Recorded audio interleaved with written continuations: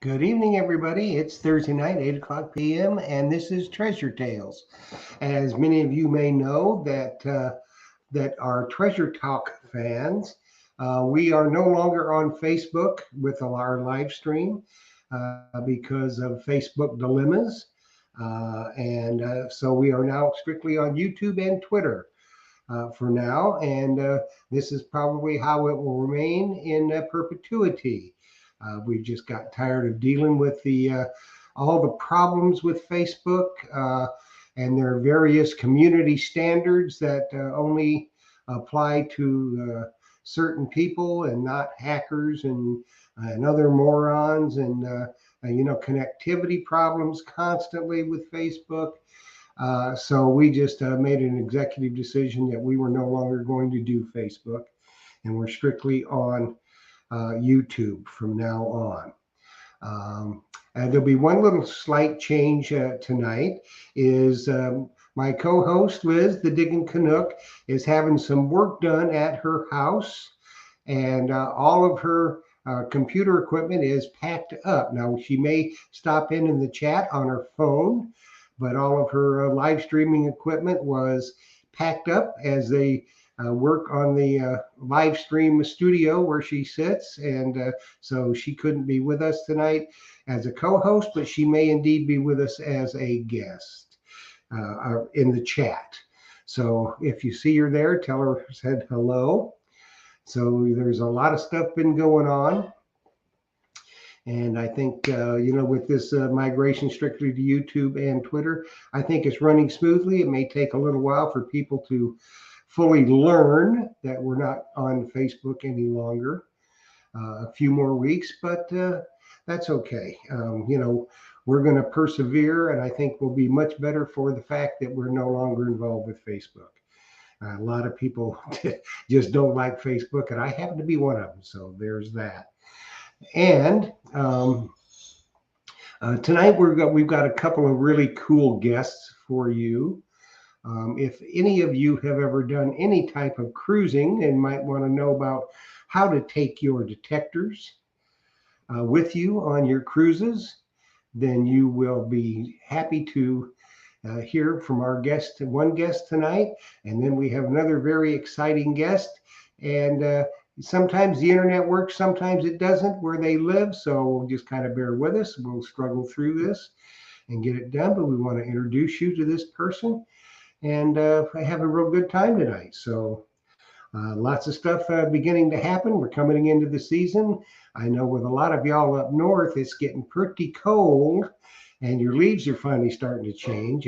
I mean, it was only like 67 as a high here today. So it's been very cold for me. And hopefully it's going to warm up a little bit because I'm heading to the beach on Sunday with the Mumbles Man. We're going to spend a week in Daytona and see what kind of treasures we can glean off the beach down there. We'll put our Deus Twos through the paces once more.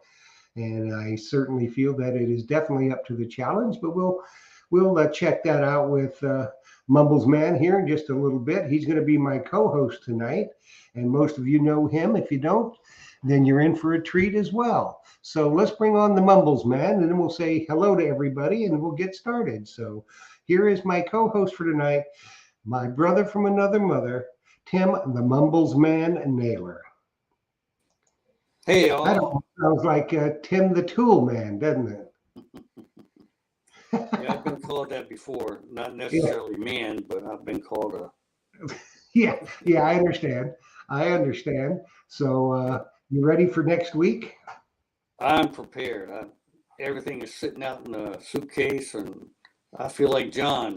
I packed up, unpacked 3 or 4 times. Yeah, I haven't even begun to pack up yet, but for everybody out there that doesn't really know, our very close friend, John David, he usually goes with us. And to say that John gets journey happy is an understatement. Yes, it is. Because like we're leaving Sunday to go down there. Now, John would have already been packed last week, unpacked at least twice, and repacked. And so usually he comes over and stops at my house on the way down. So if I say we're be here about 9 o'clock, I really start looking in the driveway about 7 a.m. because Absolutely. he likes to get up and go. He's So ready to go. he is indeed ready to go 90% of the time. But that's all right. It's better that he's early and you're not waiting on him, Right. for forever and ever and ever. So I do see by the old chat on the wall that my sister from another mister, the Diggin' Canuck, is on her phone and able to join us in the chat. Just so she knows, we miss her immensely, as everybody will attest to, but I can always count on the Mumbles man. If I need him, I just call him up and say, "Hey, Mumbles, how about co-hosting with me tonight?" And he goes, "Rrr, rrr, rrr, rrr." I said, "Yep, he's mumbling. That's good. We're good." So we'll be good to go. So, like I said, we're taking the Deus 2s down there. Now, you going to bring both your Deus 2? Yeah, I got to have a backup. Just Yeah, in I case. don't, I've got mine set up, one 9-inch coil and one 11. I think you've got the same. Right. And it's really simple to put the antenna on it. So, um, we probably won't be able to get in the water much. Do what we can do. We'll just do what we can do. And we're looking forward to a good week. The weather's supposed to be good. There may be a little bit of rain, but taking the old wetsuit, and if it rains, we'll just be out there in the rain. That's all. Yeah. As long as It's it's not not cold. lightning. Well, if it's not lightning, yeah. We're hunting if it's not lightning. Yes. Otherwise, we're drinking wine. What can I tell you? You know, I might throw some popcorn in the mix too. You never know. That sounds good to me. Yeah. And we got all our meals. I got all our meals taken care of, so we're going to be good to go. We're not going to starve. We're not going to be thirsty, and hopefully we'll find a lot of gold. Run out of wine, and you know That where would the be good. Publix is. Yes, that's right. We know Publix is down the street, and we know how. And I have enough charge cards where I'm not worried. So we ought to say hello to some people. The first one in the chat tonight was Andrew T. The frost warning tonight in Canada. Yes, indeed. Let's see who. Okay, that was Mumbles Man in the private chat. And let's see who we got. Andrew T. Good evening, Andrew. Robert Ridgway. Hello there, Robert. Glad that you joined us tonight. Mark Fiorella. He's another one that's up there near the Canadian border. Go Bills. He's from Buffalo. And Maria Reese. You know Maria, don't you, Tim? Uh, the name is familiar. Yeah, she's detected with us at Daytona before. Oh, okay, yeah. Then yeah, Yep. I remember Yep. now. Glad to see you, Maria. It's always a pleasure. Roy Goodall. Hey, Roy, glad that you are here tonight. The Sebring Digger is in the house. And of course, our sister from another mister, the Diggin' Canuck, Hey, Liz.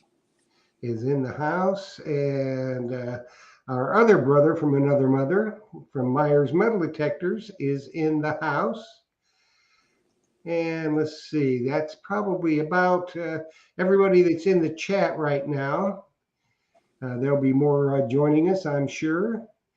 So let's get on with our guests, shall we? Because this could be interesting. I know you and Tina do a lot of cruising. Just got back from one.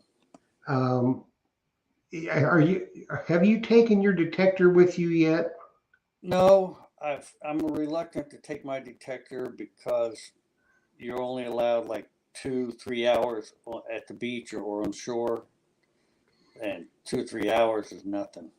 Right. Yeah. For us, it's really nothing. Yeah. We're out there normally at least 6.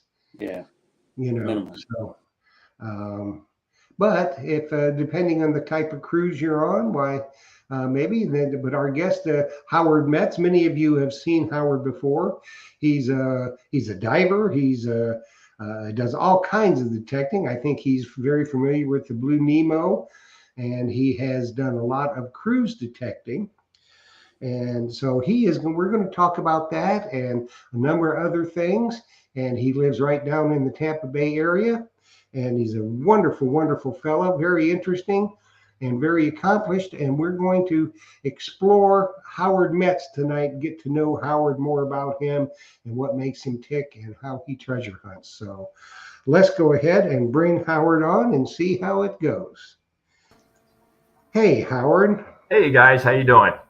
Good. We might need a little more light on the subject, Howard, so we I can can do see that. you. 1 second.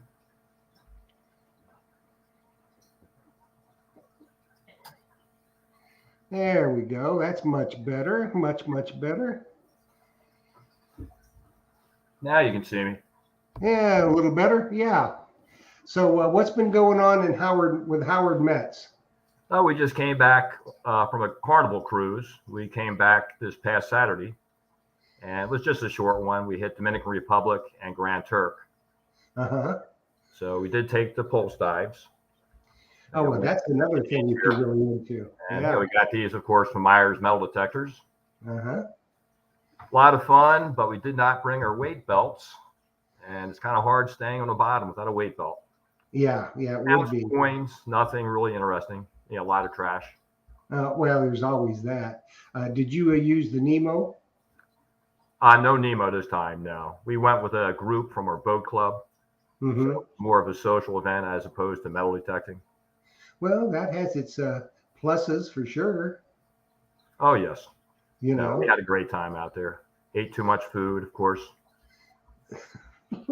Yeah, there's usually that.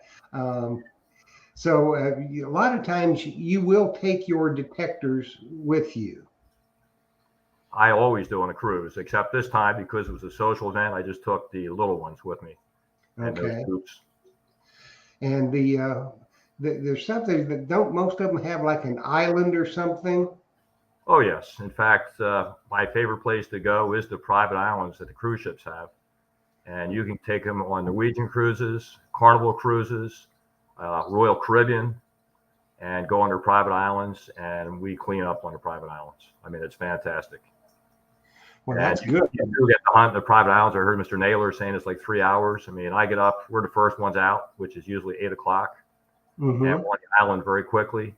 And we get to hunt for probably 6 to 7 hours before we're back on the That's boat. good. Oh, yeah. That's really good. You know, so I have not done that. I'm considering doing it. Now, I know you said you take the pulse dive. Now, you Well, have the smaller coil or the big one? I have both. I have both the small and the large one. Here's the big one here. So I've got them both from Phil. This is the bigger coil, and Mhm. Janine has the smaller coil in hers. But this is the first time we used them on a cruise. Next time we'll take the Excalibur and we'll take both of these with the Blue Nemo and our weight belts.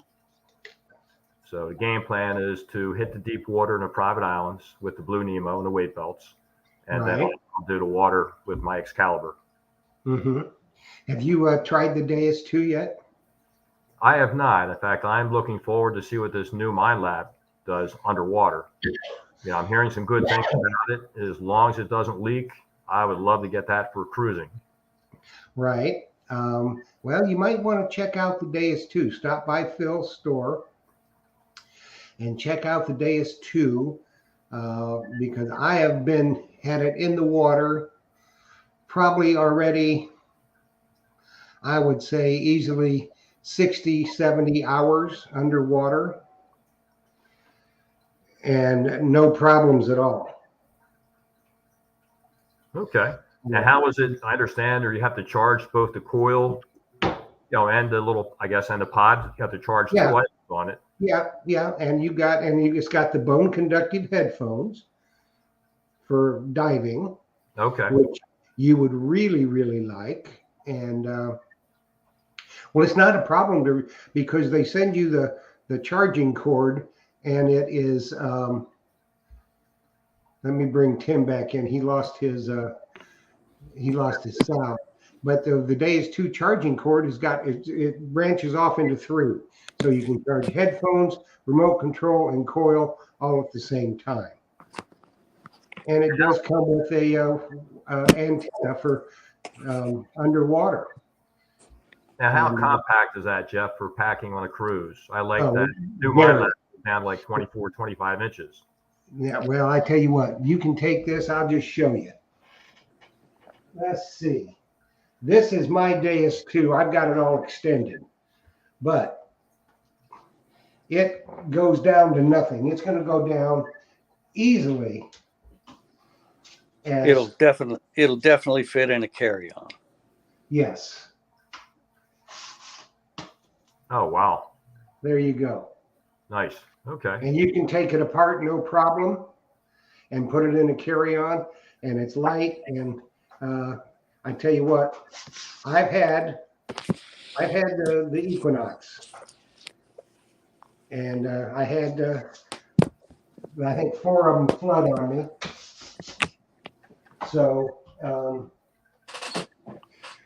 this Deus 2, I tell you what, I'm very impressed with it. And I think Anderson even makes a dive shaft for the Deus 2 that Phil has in stock. And I mean, it's killer because you put that dive program on there, and what it does, it locks all the buttons on there, so you're not hitting them by mistake. Okay, that's like the Pulse Dive has too. Yep. And I'll tell you what, if you want to see one in use diving, his name's Michael Oliver. I don't know if you know his name. I'm familiar with him. He has switched over to the Deus 2. So 90% of his is with a Nemo, but it would be good to watch. So I think you ought to check out the Deus 2. I really do. I am very, very, very impressed. And, with the MindLab Manticore, we probably won't see that till probably March anyway, I don't think. What do you think, Tim? Yeah, it'll be a while. Yeah. They're looking for end of the year, but I don't see that happening. Yeah, no. Really. So, try the Deus 2. It's very compact, very light. And, you might like the it. Same price, aren't they? Pardon me? Same price as the MindLab. Okay. Right. Yeah. Yeah. Yep. Yeah. The good thing about that is you've got 12 open slots where you can put custom programs in. Nice. So, and Tim is a Deus 2 user as well in the water. And Phil, you talk to Phil because Phil has kind of switched over to the Deus 2 in the water and really, really likes it. You can do, I have been a Excalibur user for a long time, and I like the tones of the Excalibur. Well, you can get the Deus 2 into pitch mode, which is going to be almost the same thing. So okay, that sounds great. My Excalibur, the Tornado coil I have on it now works great, but it's not compact. The cruise. Right, and I think you'll find that the Deus 2 is a lot lighter, and it breaks down just to nothing because the remote control will come off. Put it in your suitcase. You can take the coil off in a heartbeat. It takes you about 3 or 4 minutes to put the waterproof antenna on, Tim. If you're like me, it does. If a regular person might be 2 minutes. Right. Yeah. Well, sometimes it takes me 5 basically because I'm blind. Yeah. Right. Yeah. So that'd be worth checking out, and especially on a cruise. That's kind of things I really like about it is with the cruising. So Howard, tell us how you choose your cruises for the metal detecting. Well, I make sure one of our stops is a private island because that's our best hunting areas, any of the private islands. Uh-huh. We like to go. Some of the cruises want to go on a cheap cruise and a quick cruise. You go to Nassau, hit Freeport and the private island, and you'll clean up. I always find enough to pay for my portion of the cruise at least when I go to these places. And you can take a cab. It's very inexpensive. Or better yet, on Nassau, we take the bus. It was like $1.50 each way on the bus. And it was funny. I had my Excalibur. I'm sitting in the back of the bus with my wife and my kids, and there's some other people beside me. I had my Excalibur right across everybody's lap, including the regular people from the Bahamas. Had no problem with it. They were just smiling, and they thought it was neat. But we had a great time. Well, we that's like good. Cable Beach is another good place in Nassau. That's like I say, $1.50. Junkanoo Beach you can walk to right from the cruise ship. It's maybe 10 or 15-minute walk. And they just built a resort. I think it's Margaritaville right on that beach. Oh, So that's now cool. a lot more nice targets down there. That's very cool. Very cool. I know Tim has done a lot of cruising, but he hadn't taken his detector yet. Now, do you have I know with your sand scoop, you've probably got the travel shaft on it. Yep. Well, I just used the small one. Again, this is a Phil Myers. Mm-hmm. Small one, and it breaks down. You can see with the screws basically on there. So I just break it in half and put it in the bag. Yeah, so you're all set to go. I mean, oh yeah.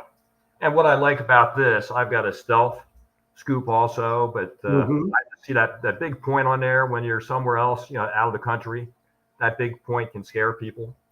So this one's got a rounded, point on it. So it's just a safer option, I think. I've never had a problem getting off the boats. Yeah, in this day and age, a scoop could be conceived as a weapon, I think, probably. And sometimes you might need one. I don't know. Never had that problem. I mean, I take cabs. Pretty much I'll take a private cab anywhere I go, even Jamaica. I was told, Jamaica is dangerous and so forth. Went outside the gates, got in a cab. In Jamaica, you don't pay the driver until you're back at the cruise ship. They take you. Really? And then he says, hey, here's my name. Give me a call when you're ready, and I will be here in about 5 minutes. They come pick you up, and then when they drop you off, they get paid. So, once you get to the destination, they're not paid until you're back, which is nice. Yeah, that's pretty nice. Yeah. I think last time in Jamaica, it cost me $20, for a round trip. And I actually found a $20 bill laying in the sand, in the wet sand.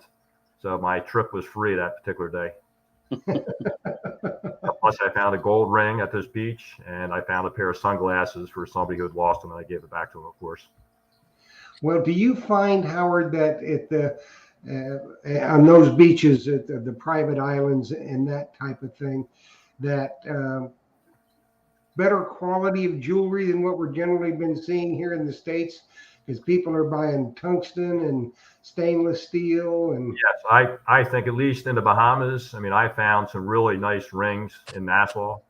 One of my biggest 18 karat gold men's wedding bands. I mean, the guy had fingers about 3 times as wide as mine. It was huge. And I found a palladium ring. The only palladium ring I ever found was in the Bahamas.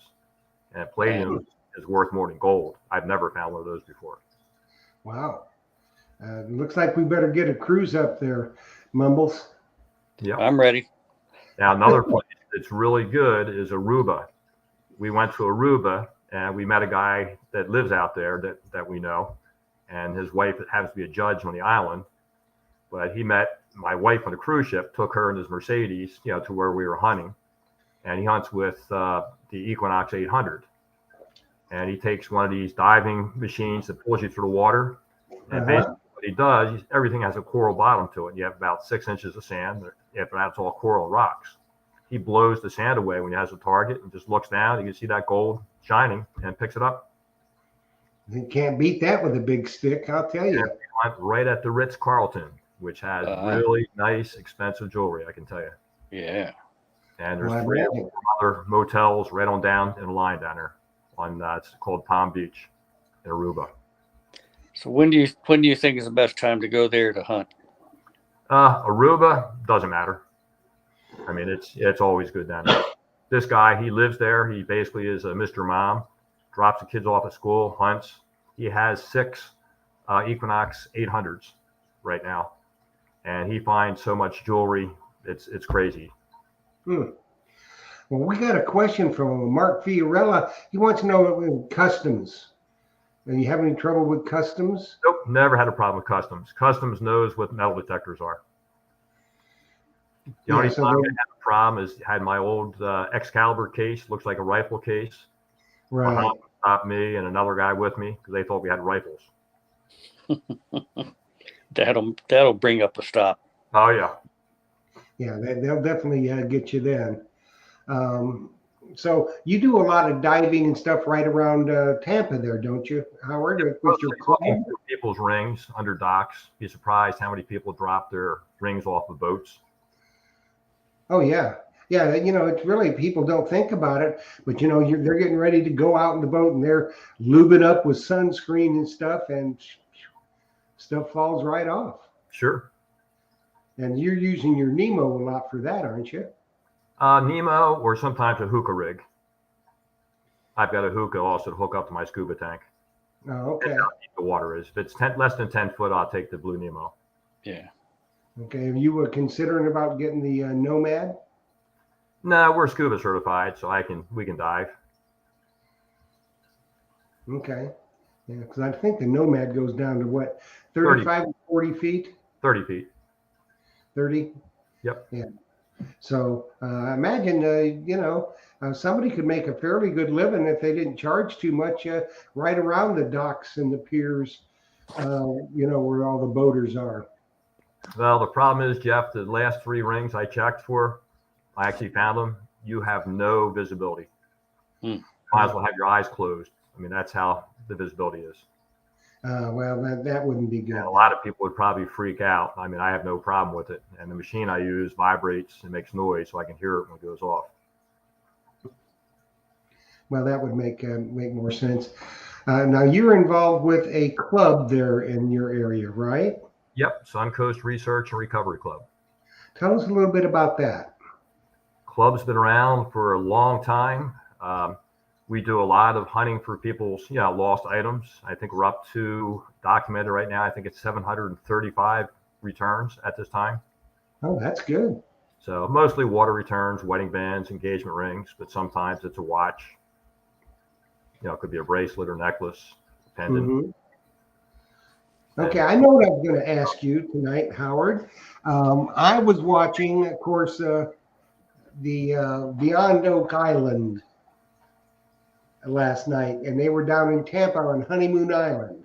Yep. In fact, I got a call from the gentleman that's on that. They want to do something at Honeymoon Island. He knows I'm a diver, but I asked him, do you have the permits? And they don't. So that, that might be, if that comes through, I may be on that. But right now it's not there yet. Oh, I thought last night they said they had all these permits to be digging. No, not on Honeymoon. Now there's another place, I'm not going to tell you where it is right now, that I know about. It's also Pinellas County. That's private property, was purchased by somebody. And that may be a possibility. Because they were right there by the Spanish Well. Right. But that's not Honeymoon Island. That's up in Tarpon Springs. Oh, okay. That's private property. Okay, he said something about Anclote, Right. and that. So they had permits to dig there. Supposedly this Jean-Louis Henri was there or something and burying a whole bunch of treasure. So, with Oak Island, one thing they're certain they're going to find is some wood, Well, they're hoping to find some treasure out there, but nobody knows. Right. So I wish them luck. I hope they do find it. If they do, its area is going to be overrun. Oh yes. Well, again, it's private property, and they only have a certain amount of time to dig, and then there's going to be a restaurant built there. Right. But that private property has very little meaning to some people. That's true. So, well, that'd be interesting if you get on the show. That would be cool. Sure.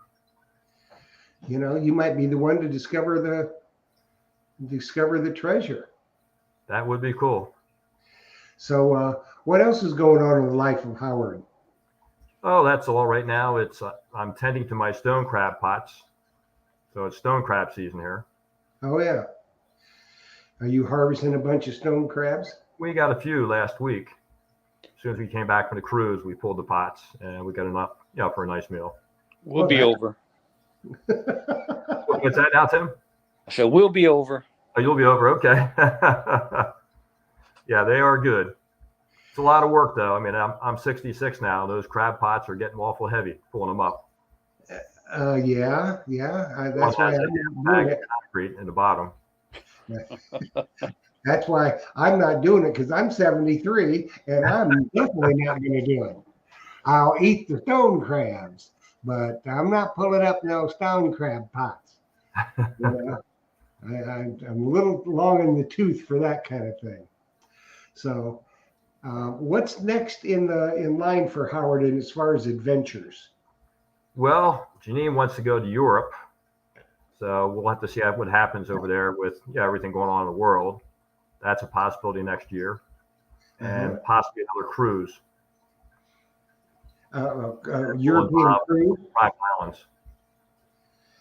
Well, that would be interesting if you go on a European cruise. You'll definitely be taking your detectors if If Janine allows me.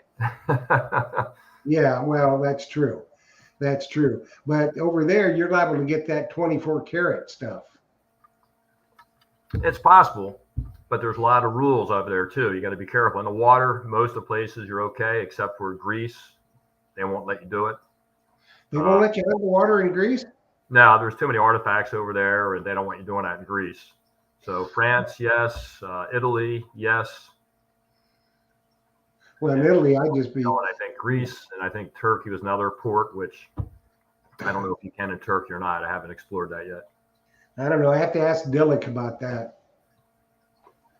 She would know about that, I think, probably.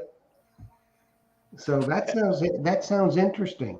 European cruise, that'd be fun.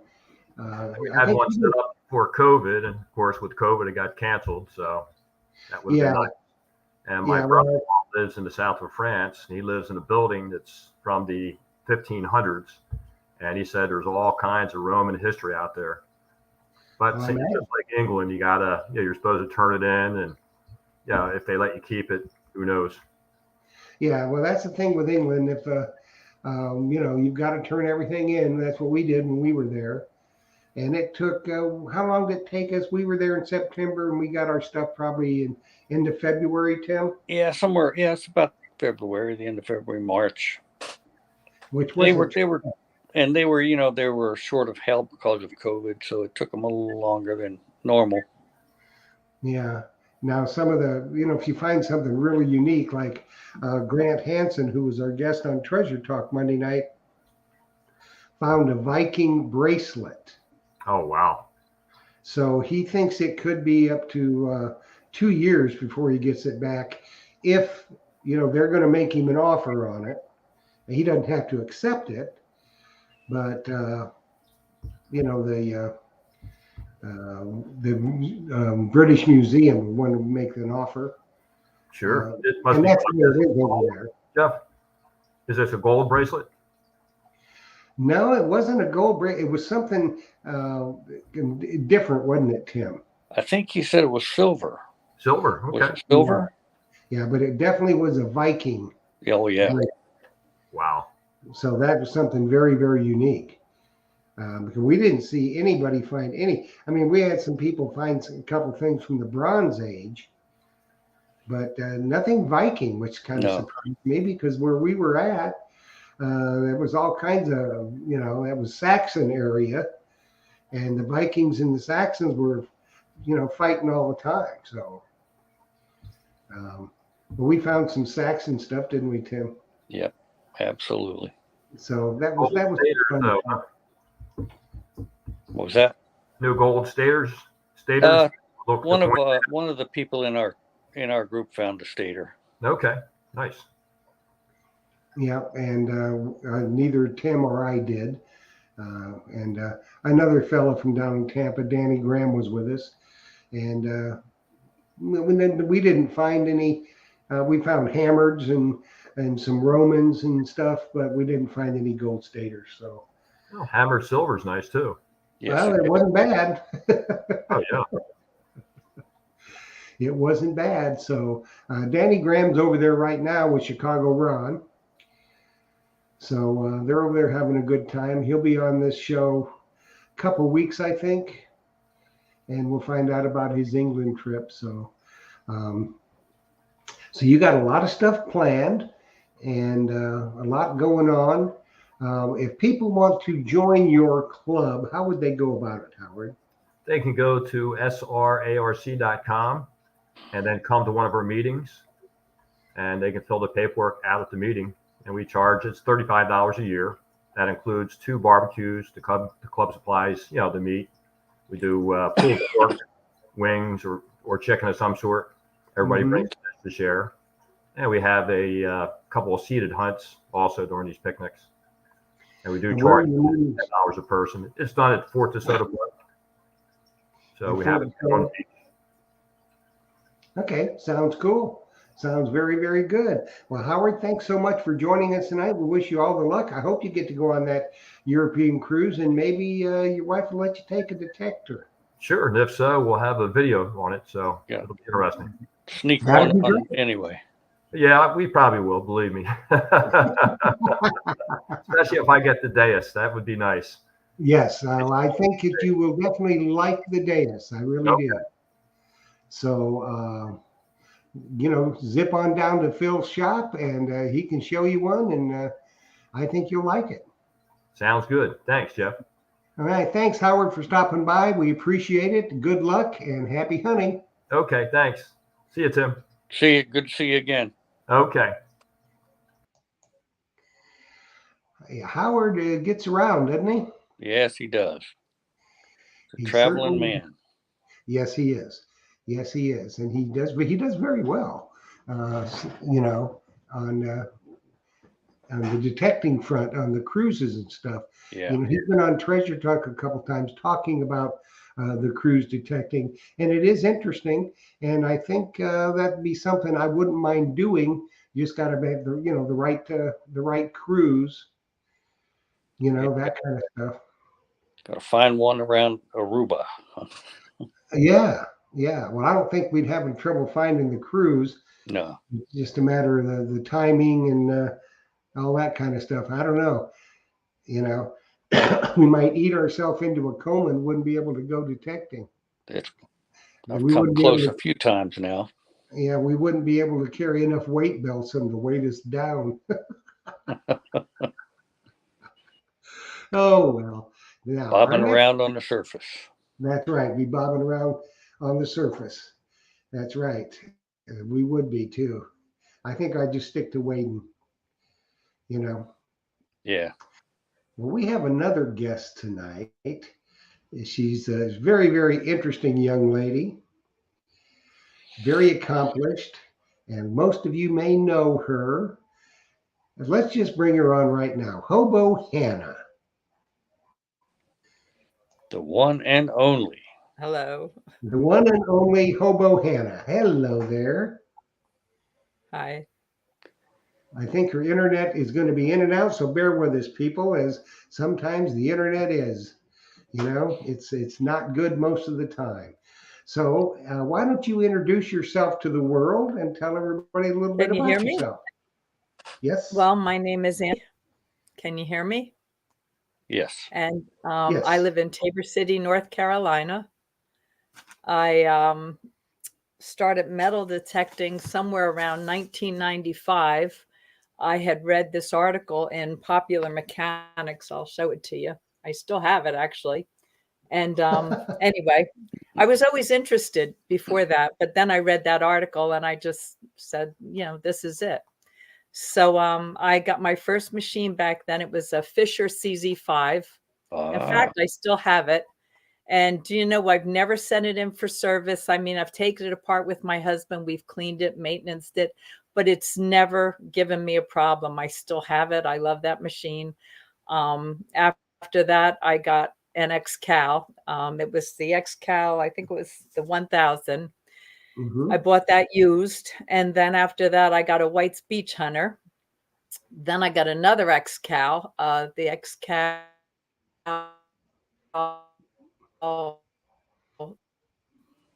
2, I think. Yeah, the Excalibur 2. It is. And then I ultimately got the Equinox 8.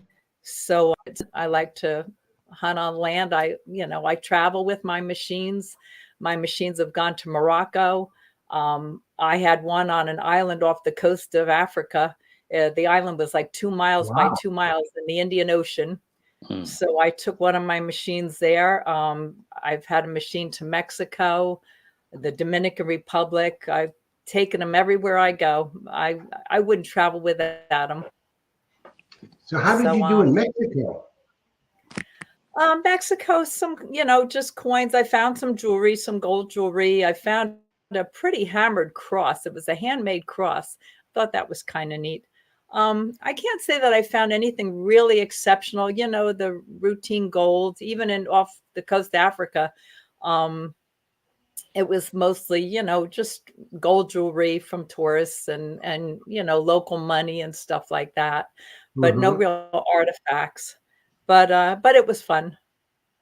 Well, Um, finding gold's always fun.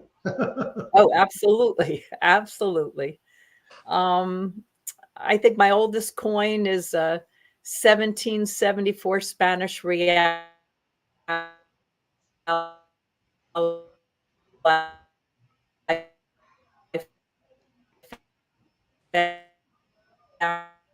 found it in a farm field.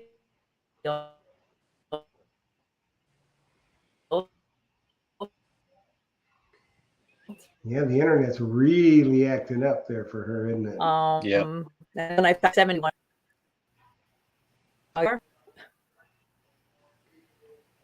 We are, Um, can you hear me? Yeah, yeah. you're breaking up there for a little bit. Okay.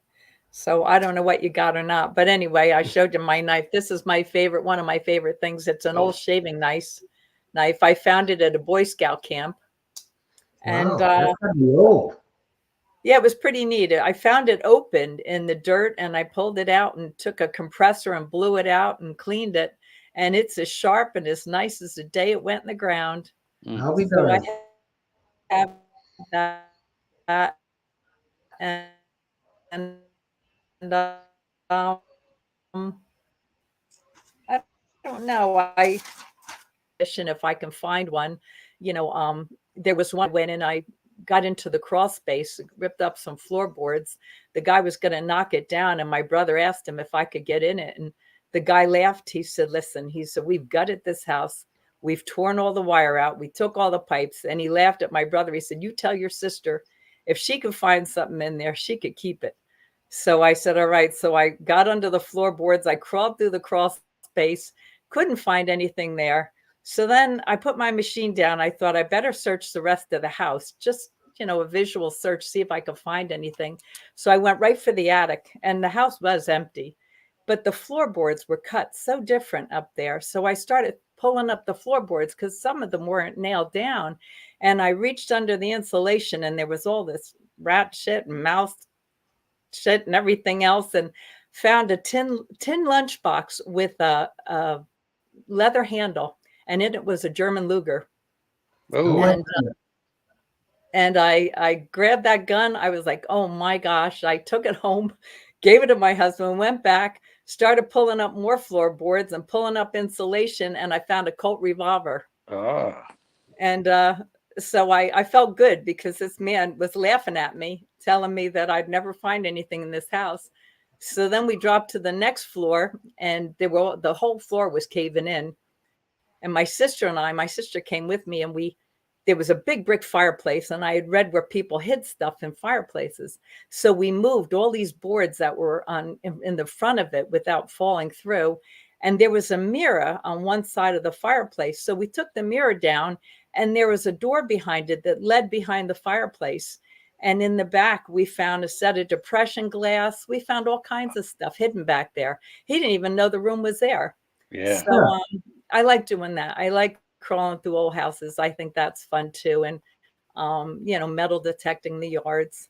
So anyway, but that's what I like to do. well, finding that Colt and that Luger was well worth it. Oh yeah. I was down by a river. It was behind a military base, and went down by this river and I started hunting around the river just to see if I could find anything. And there was this huge piece of shrubbery and it almost had a hollowed area underneath. And I thought it would be a neat hiding place for kids. So I took my machine and it was my Fisher that I had at the time, and I put it under the bush.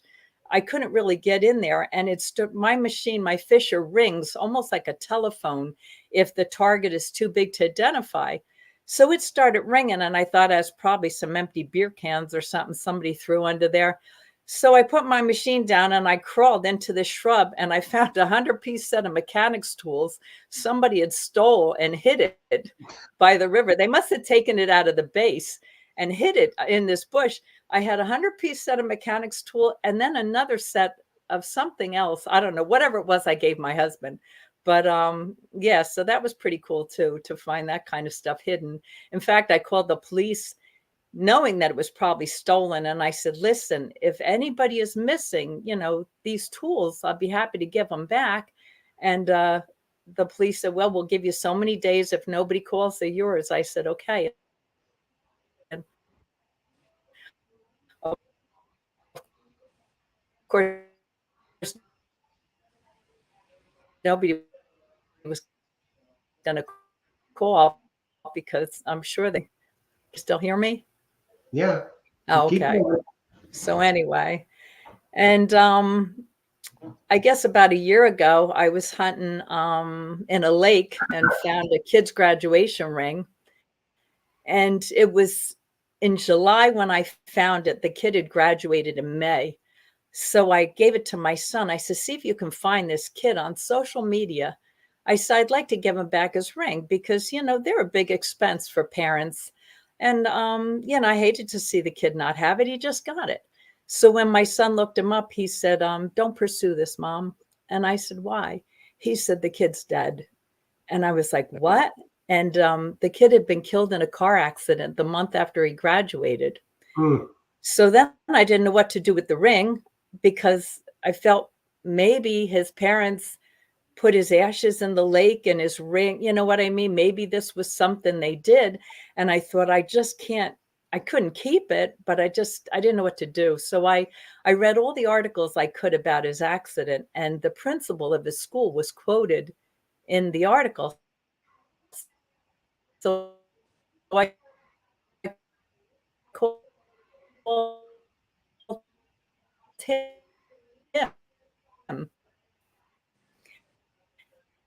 and I said, listen, let me tell you, I told my a month later, she sent me a letter and it said, thank you from the bottom of my broken heart. And so I was glad I got it back to her. So if I can return things that I find, I do return them.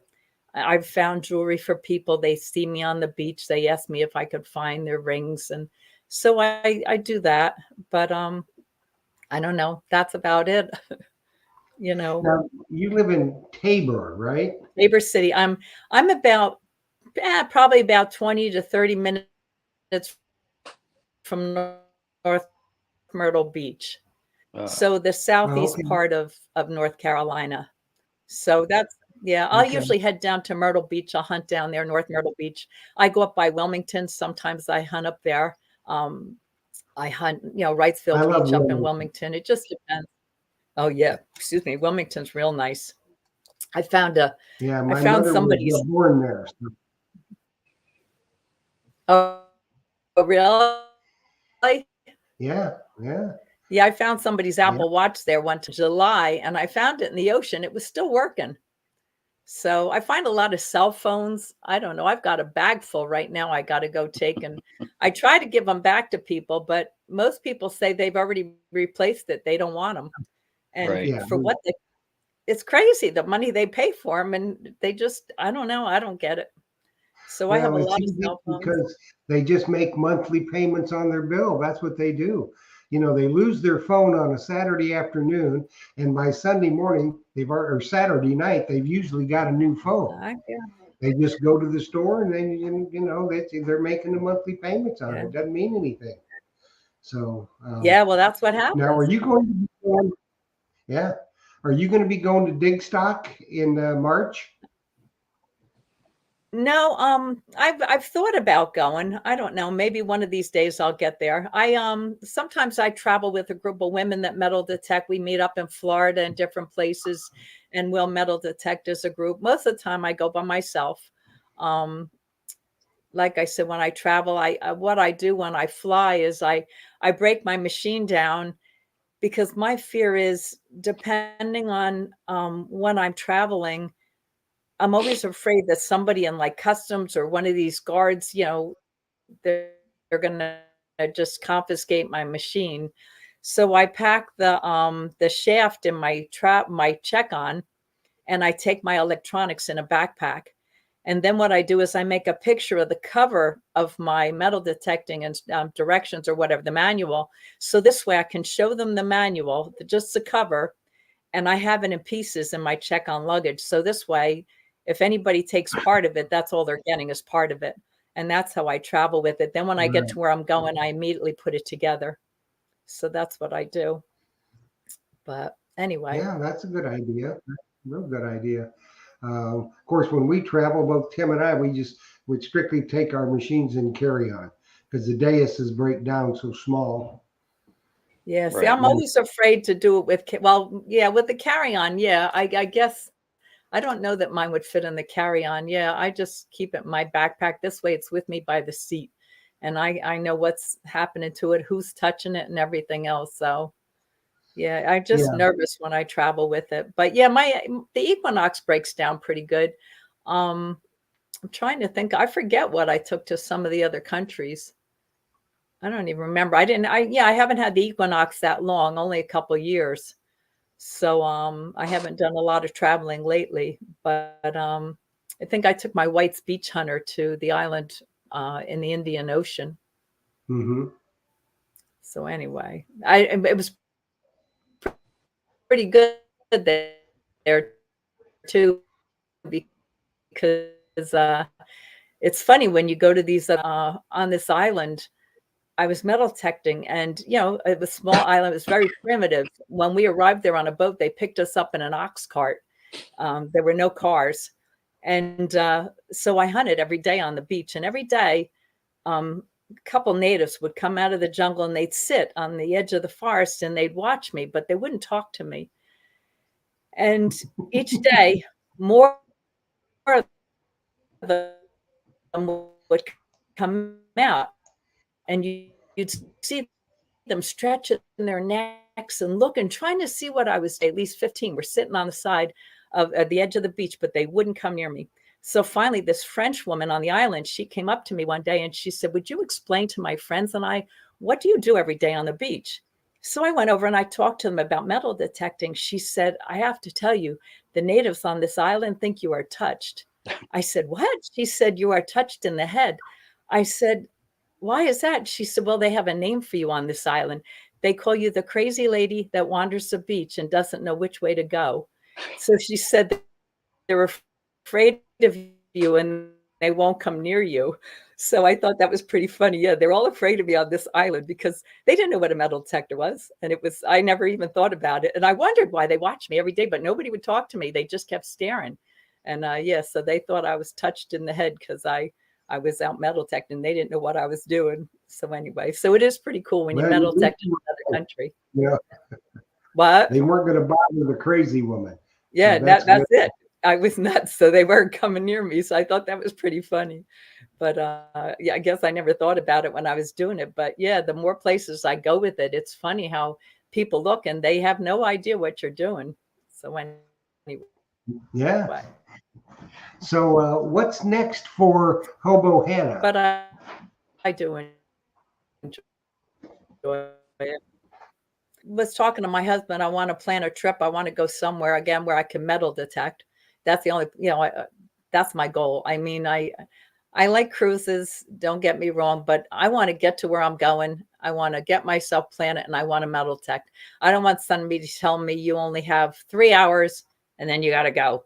I want to get to where I'm going. So I'd like to go to maybe the Virgin Islands, something like that, and get one of these trips. So that's, I think, what I'm going to do.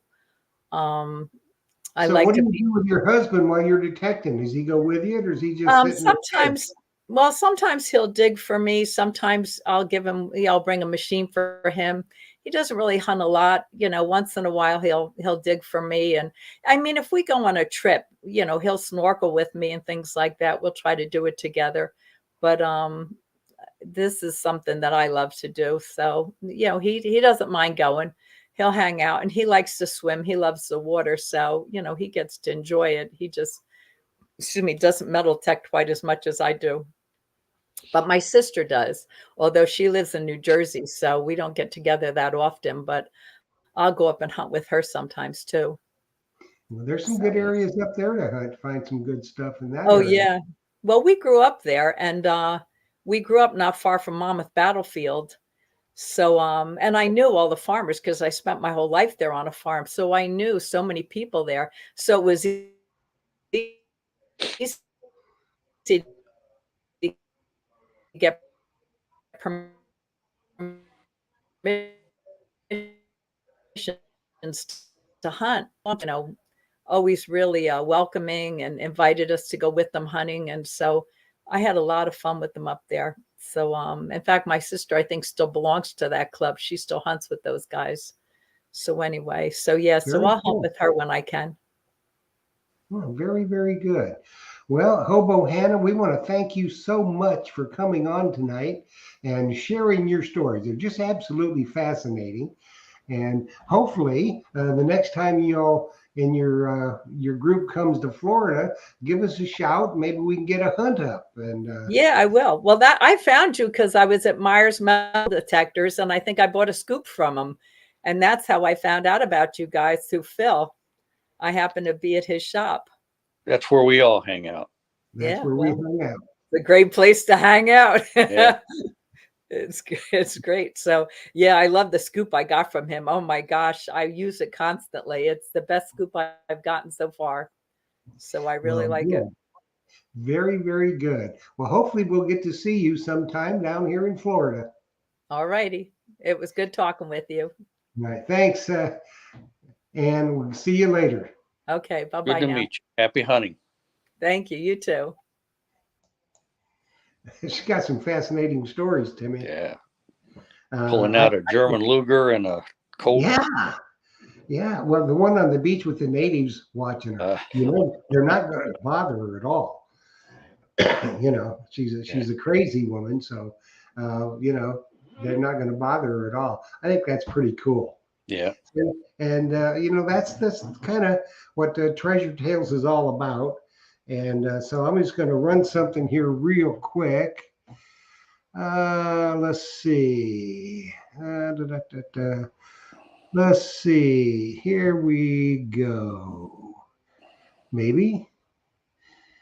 Let's see. There. If you want to be on Treasure Tales, just get up with me or Liz at treasuretalkshow@gmail.com or Digging Canuck at gmail.com, and let's get you on the show to introduce you to the world and tell them all your treasure stories like Hobo Hannah was telling us tonight. I thought it was fascinating and very, very Absolutely. good. Yeah. So, we got a number of people that are in the chat that will be on the show soon. So you'll get to meet them as well. So now Monday night on Treasure Talk, it's going to be another good show. You're going to have Dillick is coming back to explain to us why she was a no-show on the other show the other night where we gave away a legend. And we're also going to have Dwight and Kimmy the Siren, Kimmy Price. There's going to be a Nocta team event with Dillick, Dwight, and Kimmy.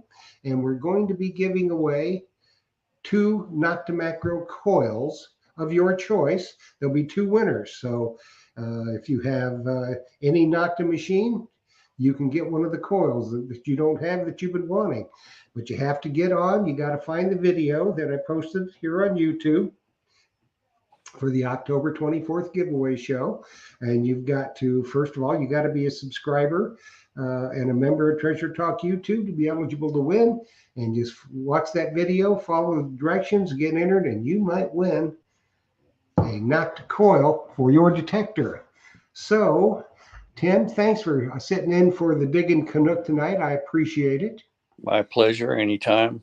And I think we had a good time tonight. I hope that everybody was entertained by some of the fantastic stories that we heard tonight. They were, I mean, really, really cool. Finding a Luger in an attic and a Colt in the attic and all that stuff behind the fireplace, because you never know, there could have been all kinds of good stuff back there. Absolutely. So that's what we mean by treasure stories, and treasure tales, because there's a million of them out there. Everybody has one. All of them are good. All of them are unique, and all of them have meaning. So get up with us. Come on, Treasure Tales, and tell the world your treasure stories. So, Tim, thanks, buddy. You're my brother from another mother. And everybody, we want to bid you good night. Thanks for watching. Happy hunting and dig deeper. We'll see you Sunday. Yes, indeed. I'll be there. Good night, everybody. Good night.